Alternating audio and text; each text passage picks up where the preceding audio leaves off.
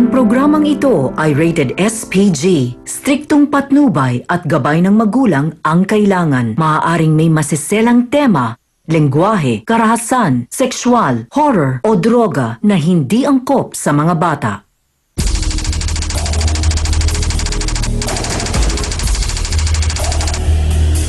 Babae, nagre-rebelde. Dahil siya raw ay inaapi. Naku!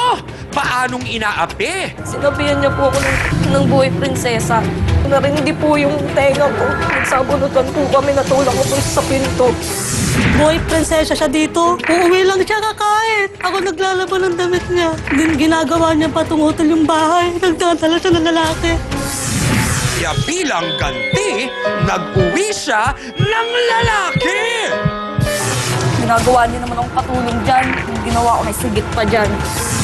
Lahat ng pakikisama, ginawa ko sa kanya. Tapos ako pa magiging masama. Nandun po ako sa amin, wala po akong ginagawa. Tapos dyan gagawin nila akong katulong. Harapin natin at pag-usapan sa nag-iisang Barangay Hall on Air! Sawera! Let's get ready for Saw-Sawer!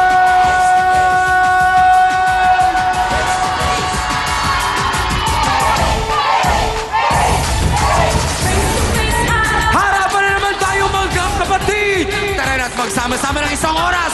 Sugod na! Buong bayan, mag-face-to-face na! Nako! Hala, sana nga'y magpate! Wala na sanang labanan! Usapang mahinahon na lamang! Samahan niyo kami!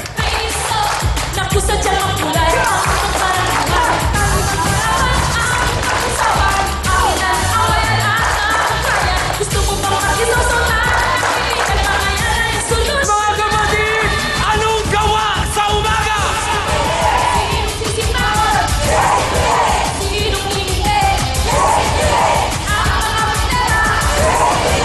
Huwag mong talikuran! Harapin mo face to face! Yeah! At ngayon, eto na ang First Lady na nag-iisang Barangay Hall on Air, ang pambansang kapitana, Jack Ami Perez! Hello mga kasawsawan! Good morning sa inyo! Abay, baliktad na ba talaga ang mundo ngayon? Dahil babae na daw ang nag-uwi ng lalaki. Ahaha! At ito raw ang kanyang ganti dahil siya ay inaapi. Teka naman, ang tanong, ito lang ba ang tunay na dahilan ng kanyang pagre-rebelde? Aba, usapang pagre-rebelde pala ito, Hans. Ano ba sa palagay mo? Mukhang matinding balitaktakan na naman ito. Nagrebelde ka ba? Mukhang hindi. Mukhang gano'n na nga ang mangyayari. Mabuti na lamang at ang mga sawsawera at sawsawera ay hyper na hyper this morning. Hindi ba? B1 at B2, maging alisto. At dahil nga isa na naman itong isyong maraming kabataan ang makakarelate, aba mga payong nararapat ang kanilang ibibigay. Nandyan si Attorney Ben Acosta, Dr. Camille Garcia, Father Sonny Merida. Sila po ang mahal nating trio tagapayo. Kaya naman, ano pa ang inaantay niyo mga kapatid? Let's make it a come on! Face to face na!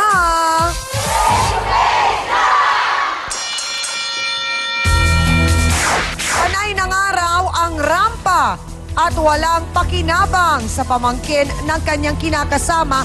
Nag-uwi pa raw ito ng lalaki sa bahay nila. Aba, mabuti pa. Ikwento mo nga sa amin ang buong pangyayari. Laila de la Cruz, pasok!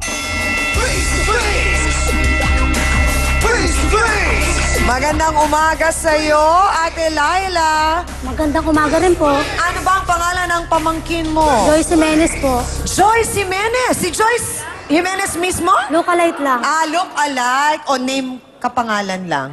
Kapangalan lang. Pero ka-look alike din. Siguro. Oh, maganda. Abangan natin yan.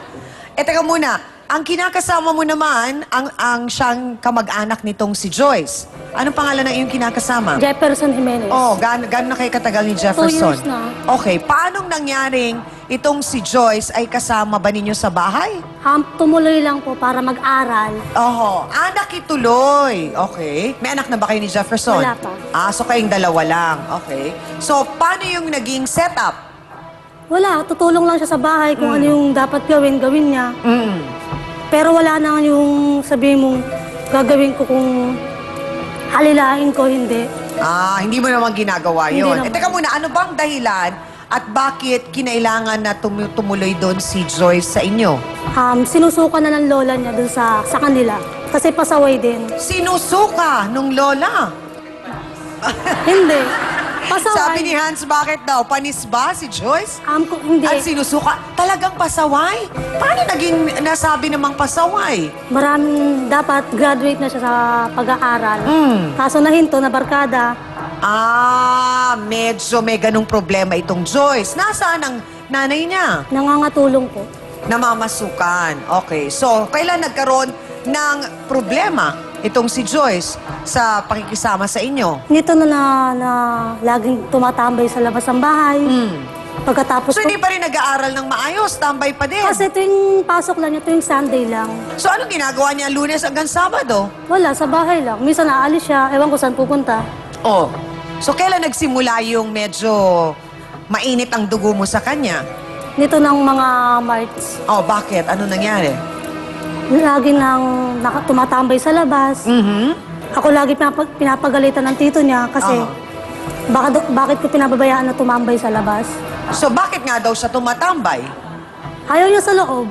Ayaw niya sa loob. Hindi kaya ayaw niya makita ka. Baka Pumapas- naman inaaway mo. Hindi naman.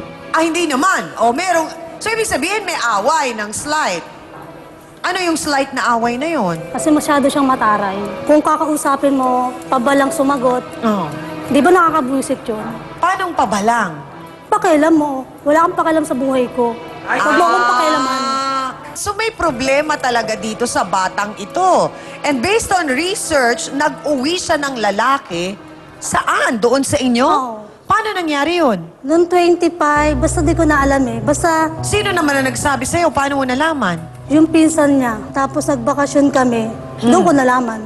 Yung pagbalik ko. Wala kayo, nagbakasyon kayo ng kinakasama mo, naiwan si Joyce. Bakit niyo siya pinagkatiwalaan na maiwan sa bahay?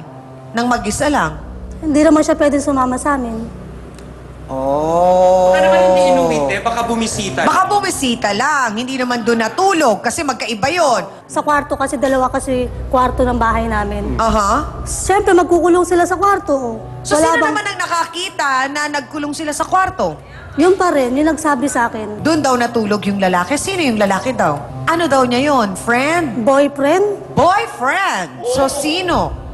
Itong boyfriend na ito, hindi mo kilala din. Hindi ko rin kilala. Hindi rin pinakikilala sa'yo. Yung isa lang ang kilala ko dun eh. Yung RJ ba yun? Teka lang, so dalawa?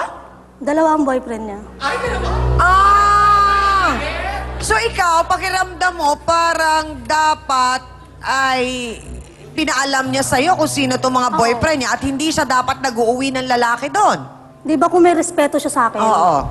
Papaalam na sa akin, ganito. tita. Kinumpronta mo siya tungkol dyan. Hindi na. Kasi nga pag kinakausap mo na, sasagutin ka lang ng pabalang. Hindi rin kayo magkakaunawaan. Pero, Ate Laila, ito, diretsahang tanong, kasi napag-alaman namin, nag-research din kami, nag-imbestiga kami, na lumalabas, may mga nagsasabi na sinasaktan mo din daw si Joyce, kaya daw ganyan sumagot sa'yo. Napuno na ako eh. Paano? Bakit? Kung sagutin ka na, ako magulang ko nga, hindi ako kinakante. Ikaw, sino ka ba? Anong ginawa mo sa kanya? Sinabunutan ko. So, nagpang-abot kayong dalawa at imposibleng hindi rin naman siya lumaban. Lumaban. So, paano nyo yan inayos dun sa kinakasama mo? Kasi Wala. yun ang Hindi niya kamag-anak alam. eh. Hindi rin nakarating. Hindi rin. Nako mga kasawsawan, ay ang sabi naman niya, ginawa na raw niya ang lahat ng klase ng pakikisama, pero mukhang kulang pa rin ang mga ito para sa kanyang tiyo at tiya. Abay, pakinggan naman natin ang panig ng isang batang ito na sabi siya naman daw kasi ay sinaktan Narito si Mary Joyce Jimenez. Pasok!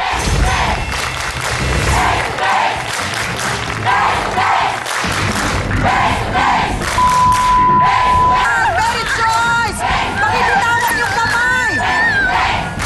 Ang damdamin at sama ng loob naman ni Mary Joyce ang ating tututukan. Pagkabangan ninyo, magbabalik po ang face-to-face. Yung kamay!